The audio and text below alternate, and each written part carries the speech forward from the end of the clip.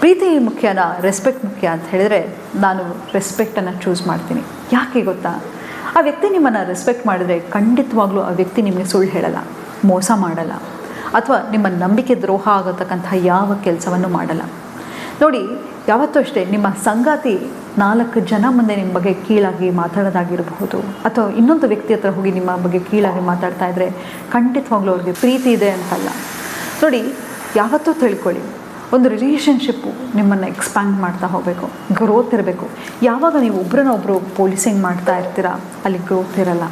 ಹಾಗೆ ನೋಡಿ, ನಿಮ್ಮ ಲೈಫಲ್ಲಿ ಒಂದು ಅತ್ಯುನ್ನತವಾದ ಒಂದು ಸಂಗಾತಿ ಸಿಕ್ಕಿದರೆ ನಿಮ್ಮ 70% ಆಫ್ ನಿಮ್ಮ ಲೈಫ್ ಪ್ರಾಬ್ಲಮ್ಮು ಕಳೆದೋಗುತ್ತೆ.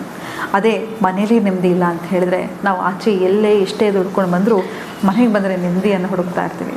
ನಿಮ್ಮ ಸೆಲ್ಫ್ ರೆಸ್ಪೆಕ್ಟ್ಗಿಂತ ನಿಮ್ಮ ಪ್ರೀತಿ ಮಿಗಲಲ್ಲ. ಎಲ್ಲಿ ನಿಮಗೆ ಗೌರವ ಇರುತ್ತೆ ಅಲ್ಲಿ ಪ್ರೀತಿ ಇರುತ್ತೆ.